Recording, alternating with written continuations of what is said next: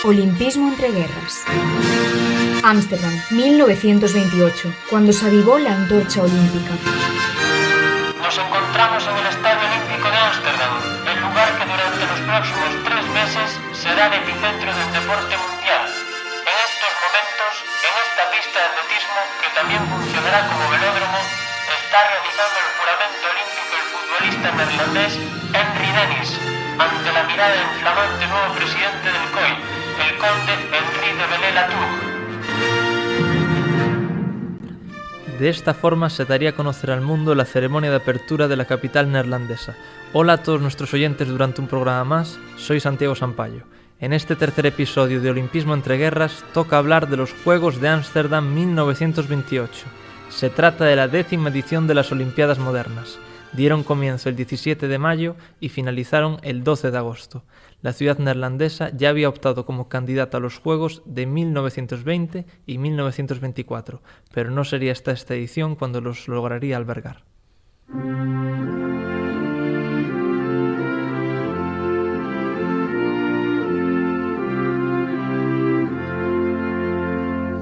Para presentarnos todo el contexto que rodeó a esta edición de los Juegos Olímpicos, contamos con Jorge Vilariño. Hola, Jorge. Buenas, Santiago. La celebración de estos Juegos Olímpicos de Ámsterdam todavía arrastraba consecuencias económicas derivadas de la Gran Guerra. Además, contaban con la opinión contraria de la reina Guillermina. La soberana consideraba los Juegos una competición pagana y de culto al cuerpo. Al final, los grupos a favor del evento se impusieron y los Juegos se celebraron en Ámsterdam. A pesar de todos los problemas previos, la organización consiguió sacar adelante con gran éxito esta edición de los Juegos. Estos Juegos de 1928 también supusieron el regreso de los deportistas alemanes después de su no participación en 1920 y 1924. Para el Comité Olímpico Internacional y los organizadores suponía un símbolo del retorno de la paz. Los Juegos de Ámsterdam contaban con las referencias de las 3 ediciones previas para la organización.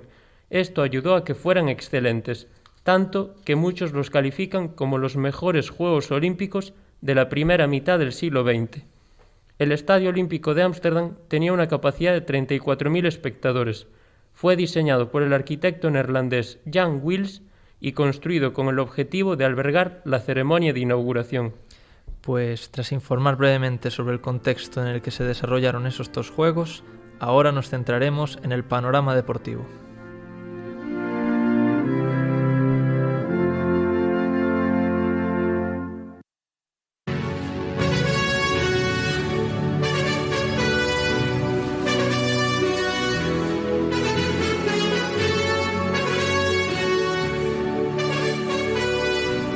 En los Juegos Olímpicos de Ámsterdam 1928 participaron 2.883 deportistas en 109 pruebas distintas.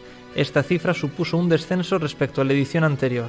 En cambio, aumentó el número de mujeres, con 277 participantes, el doble que en París. También hubo un récord en cuanto al número de países participantes, con 46.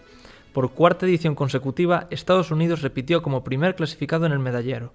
Aunque es verdad que logró menos medallas por la reducción de pruebas, se quedó en 56 y de ellas 22 oros. La retornada Alemania fue segunda con 30 medallas y 10 oros. El podio lo cerró Suecia con 26 medallas y 8 oros. ¿Cómo le fue a la expedición española, Jorge? España llevó a estos Juegos Olímpicos a 85 deportistas, entre los cuales no había ninguna mujer. En esta ocasión, el equipo español sí que pudo llevarse una medalla. Fue un oro en hípica, en la modalidad de saltos de obstáculos por equipo.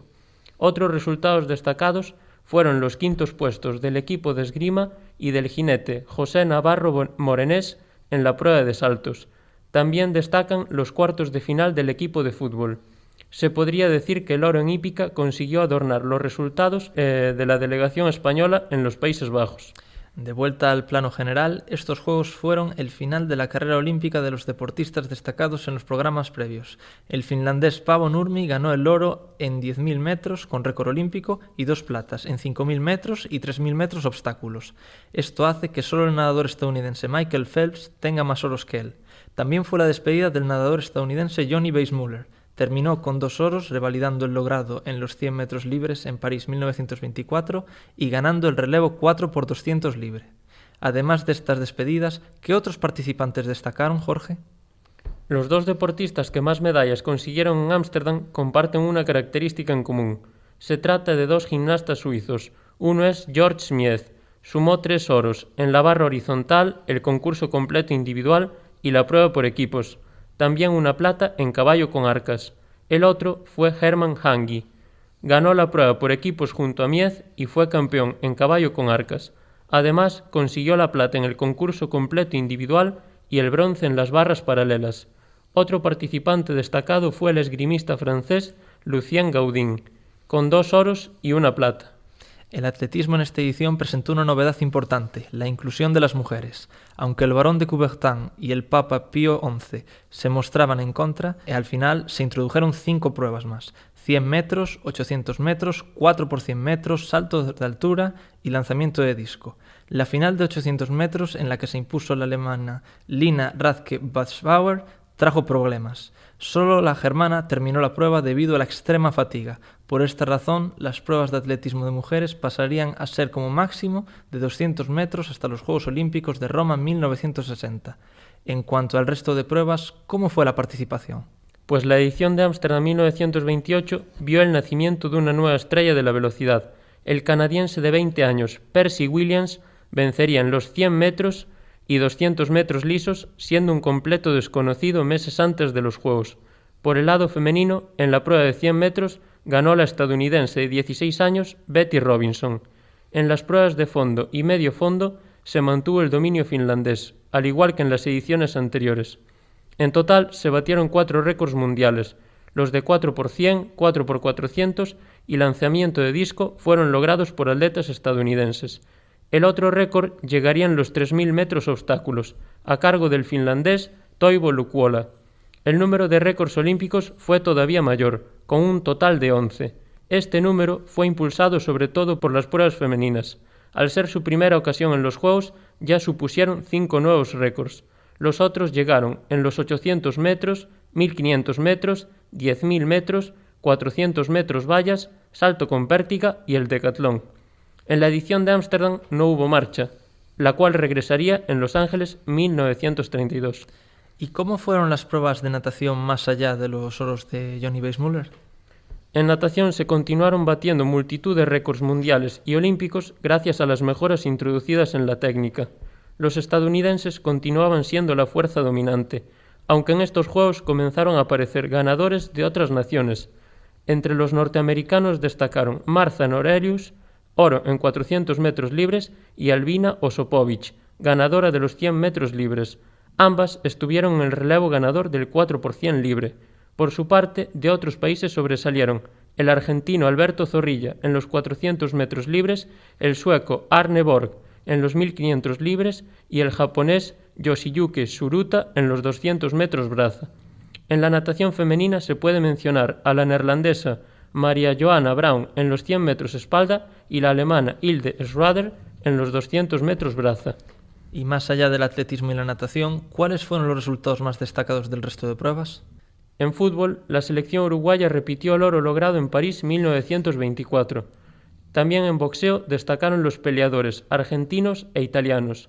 En gimnasia, como ya se mencionó antes, los suizos fueron los grandes vencedores. Hablando de la gimnasia artística, las mujeres participaron por primera vez. La selección india ganó el oro en hockey hierba, el primero de 6 consecutivos. En pentatlón moderno tuvimos un deportista sueco ganando por tercera ocasión seguida.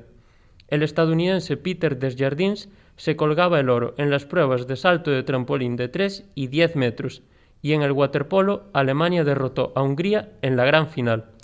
Ya que has mencionado hace unos instantes a la selección uruguaya de fútbol, es buen momento para hablar del futbolista Pedro Cea, nuestro deportista protagonista de Ámsterdam 1928.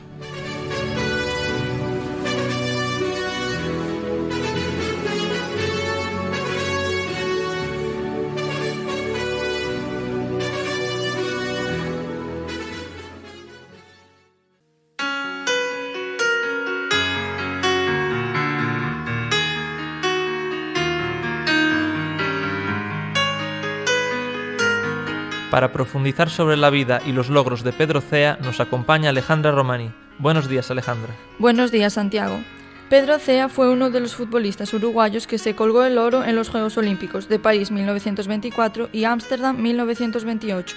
Ambos logros serían reconocidos posteriormente por la FIFA como los dos primeros campeonatos del mundo. Cea también formaría parte de la selección uruguaya de 1930, ganadora del primer mundial de la historia. En 1928, Pedro Cea tuvo un rol importante. Fue el jugador que anotó el empate a 1 contra Italia en semifinales.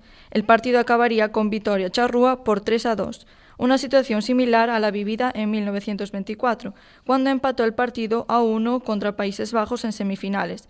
El encuentro también acabaría con victoria uruguaya, aunque su gran actuación llegaría en el Mundial de 1930, marcando 5 goles.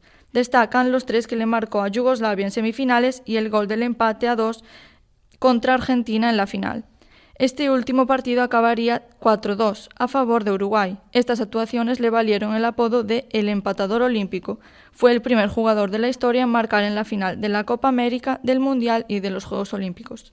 Aparte de su gran rendimiento deportivo, ¿cuáles eran los orígenes de Pedro Cea, Alejandra? Los orígenes de Pedro Cea se remontan al País Vasco. Era apodado el Vasco por ser el lugar de nacimiento de su madre. Pero Cea también está vinculado a Galicia, en concreto a Redondela, de donde era su padre. De hecho, este vínculo podría ser aún más próximo, ya que el lugar de nacimiento de Pedro Cea ha suscitado siempre dudas. Algunas fuentes apuntan a que su nacimiento fue en Redondela, en cambio otras aseguran que nació en Montevideo. Sea cual sea su lugar de nacimiento, lo único seguro es que pasó toda su infancia en Uruguay. No volvería a Galicia hasta 1924, en una gira de la selección uruguaya. Con gran seguridad, la mayor prueba de su nacimiento es el documento que usó para entrar a Estados Unidos y Brasil. Ponía que su lugar de nacimiento era Montevideo. Pero lo que sí sabemos es que Pedro Cea tiene origen gallego, pero no es el único de la selección uruguaya de 1928. Había otros 3 jugadores que tenían vinculación con Galicia. ¿Quiénes eran, Alejandra? El primero de ellos es un caso muy similar al de Pedro Cea. Se trata de Lorenzo Fernández. Al igual que Cea, Fernández también era de una familia de Redondela, y también hay dudas de si nació en Redondela o Montevideo. De hecho, a Lorenzo Fernández se le conocía como el gallego. Fernández estuvo en los Juegos de Ámsterdam, pero no pudo disputar la final por una enfermedad. No había estado en la edición de París 1924. En 1930 sí que formó parte de la selección uruguaya campeona del mundo. Del que sí sabemos el origen es de Álvaro Gestido. Nació en Montevideo, pero sus padres eran de Pontevedra. Aparte de ser futbolista, también hizo la carrera militar y el campo deportivo del ejército se llamaba Estadio Coronel Álvaro Gestido. No fue el único miembro destacado de su familia. Su hermano Óscar Diego Gestido fue el primer presidente electo tras la Constitución de 1967. Empezó su mandato el 1 de marzo y, por desgracia, solo duró unos meses, pues falleció de un infarto el 6 de diciembre de 1967. El último miembro de esta selección que tenía padres gallegos era Héctor Castro, que formó parte de la plantilla de los Juegos de Ámsterdam y del Mundial de 1930. Castro pasaría a la historia por marcar el primer gol de Uruguay en un Mundial. También anotó el último gol de la final contra Argentina. Una de las principales características de Castro era que tenía una discapacidad física. Se quedó manco tras cortarse con una sierra eléctrica a los 13 años. Pese a esto, se convirtió en uno de los mejores jugadores de la historia de Uruguay. Era conocido como el Divino Manco. Mostrados estos vínculos entre Galicia y Uruguay, contamos con una experta que cuenta con trabajos relacionados con la inmigración de los gallegos a territorio uruguayo a finales del siglo XIX y a principios del siglo XX. Ella es Pilar Cajiao Vila, profesora titular de Historia en la Universidad de Santiago de Compostela. Buenos días. Hola, buenos días. Los gallegos son conocidos por ser un pueblo emigrante a comienzos del siglo XX a países como Uruguay. ¿Cuáles fueron los motivos a elegir en muchos casos precisamente este país? Bueno, realmente la emigración arranca de bastante más atrás, arranca desde la segunda mitad del siglo XIX y a partir de ese momento en el que los países latinoamericanos abren sus puertas a la inmigración por la gran cantidad por la necesidad que tenían de mano de obra, pues todos hacen como una especie de propaganda que da lugar a unos factores de atracción y que hace que el stock de emigrantes, en este caso de Galicia, opten por uno o por otro lugar. A veces con una idea bastante difusa de a dónde van. Van al Río de la Plata y entonces puede ser Montevideo, puede ser Buenos Aires. En realidad van donde creen que cuentan con una red Y como la inmigración en este caso era masiva hacia muchos países, era fácil que estos gallegos tuvieran ya un familiar, un vecino, un paisano, etcétera, que hubiera emigrado antes. Así que se juntan, digamos, los factores de atracción de cada país, y en este caso de Uruguay, que eran muchos porque necesitaban mano de obra para la construcción fundamentalmente de su mundo urbano, y por otro lado, este mecanismo de emigrar en cadena, de redes migratorias, que es el que agiliza pues este tipo de flujos y este tipo de movimientos. ¿Y cómo se integraron estos gallegos en Uruguay? Pues se integraron, vamos a ver, integrarse es una palabra compleja, que quiere decir muchas cosas, porque integrarse no es solo decir me siento a gusto, me siento bien. No, integrarse quiere decir también me siento a gusto y me siento bien porque tengo trabajo, porque tengo acceso a la educación, porque tengo cuidadas mis necesidades, porque cuento con unos ámbitos de sociabilidad que me son afables. Entonces, en este sentido, el proceso de integración de los gallegos, como el de cualquier inmigrante cuando llega a una nueva sociedad, fue un proceso de a poquitos, ¿no? Poco a poco fueron alcanzando, digamos, esta comodidad como para poder decir me siento integrado, pero indudablemente con bastantes facilidades. Facilidades en los puntos en los que he señalado. El acceso a la educación laica, pública y gratuita desde el minuto 1 fue un factor de integración que favoreció, como no, la de los gallegos y la de otros colectivos. Y más en particular, ¿cómo era la vida en el país uruguayo por aquel entonces, en las primeras décadas? Hablamos de las primeras décadas del siglo XX. Pues las primeras décadas del siglo XX Uruguay vive un proceso de modernización que a veces llama un poco la atención, porque en la idea errónea de que Europa estaba más desarrollada que América Latina, pues realmente las historias migratorias cuentan todo lo contrario. El progreso en ese momento, por lo menos con respecto a Galicia, estaba del otro lado del charco. Claro, porque si no, tantos gallegos no emigrarían. Efectivamente. Allá. Entonces, las posibilidades de ascenso social eran mucho más rápidas en un Montevideo que en la propia Galicia. En la propia Galicia sí, a veces ese ascenso social se daba para quien emigraba a Coruña, a Vigo, a los grandes ámbitos urbanos, pero llegó un determinado momento en que incluso las posibilidades ofertadas en Galicia estaban vetadas para muchos porque no había una industria a comienzos de siglo capaz de absorber a toda esa cantidad de mano de obra. Entonces, Uruguay es un país en construcción, es un país además en las primeras décadas del siglo XX, gobernado por, no todo el tiempo por la misma persona, pero en la presidencia de José Batlle y Ordóñez, el gran reformador de la política y de la vida pública uruguaya, aunque él no esté siempre de presidente, su sombra es muy alargada a lo largo de estas 3 primeras décadas y el país conoce una evolución muy rápida, con las leyes sociales más avanzadas de toda América Latina. Date cuenta que la jornada de 8 horas, que estaba muy lejos de alcanzarse todavía en Europa, en Uruguay, se logra en esas primeras décadas del siglo. Leyes muy avanzadas para la mujer, en relación al descanso, en relación al embarazo. Entonces, era un país con una legislación tan avanzada que realmente era una ilusión pues muy grande para quien llegaba allí y se quería integrar en esa sociedad abierta, multicultural, porque llegaba gente de todos los lugares y, en definitiva, pues un horizonte apetecible. Sin duda, claro. Y bueno, como pudimos ver, llama la atención la cantidad de futbolistas de ascendencia gallega que triunfaron en suelo uruguayo comparado con los que jugaban aquí en Galicia. ¿A qué piensas que se puede deber? ¿Al diferente nivel de desarrollo del país o tú qué crees?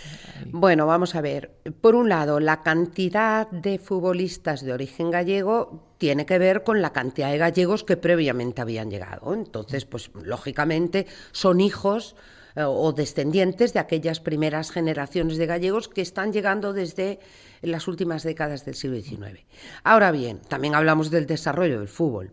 Sin que yo sea una experta, en Uruguay el fútbol es todo, es el alma mater de la manera de entenderse en aquella sociedad. Lo es y lo fue, porque la impronta británica en Uruguay es muy grande.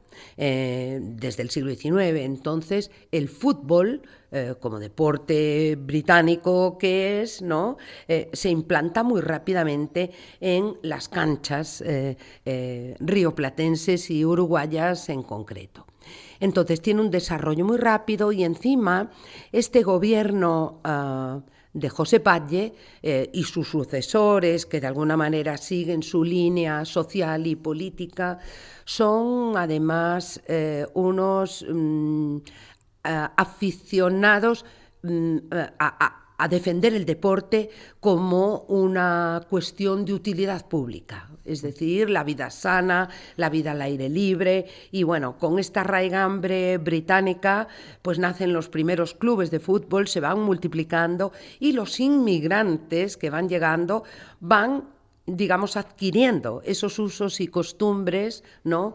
Que empiezan a arraigarse con fuerza. Y en un país como Uruguay, pues eso se convierte en una especie de religión, el fútbol, y todos los muchachos de cualquier procedencia se educaban. Entonces en eso, y yo diría que se siguen educando todavía en eso. Sin duda, Pilar. Entendido. Muchas gracias, Pilar Cajeo Vila, profesora titular de Historia en la Universidad de Santiago de Compostela, por venir a este programa a hablar sobre este tema. Muchas gracias a vosotros. En unos instantes continuamos con la última sección de este programa.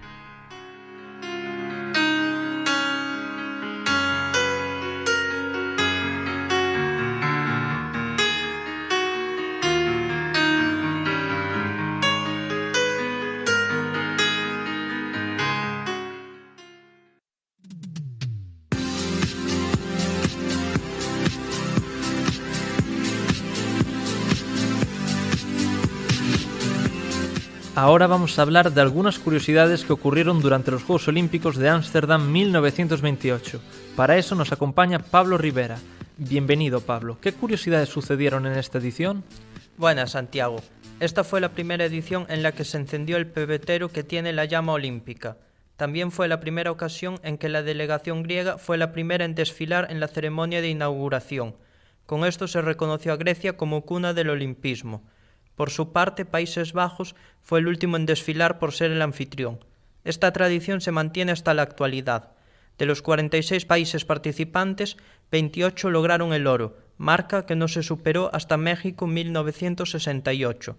A nivel de medallero, estos Juegos tuvieron bastantes novedades que no se habían visto nunca. Por ejemplo, por primera vez, deportistas asiáticos lograron el oro. Fueron la selección india de hockey hierba y los japoneses Mikio Oda en triple salto y Yoshiyuki Tsuruta en los 200 metros braza. La italiana Luciani Giavotti se convirtió con 11 años y 302 días en la medallista más joven en la historia de los Juegos. Logró la plata en la prueba por equipos de gimnasia, junto a sus compañeras de selección.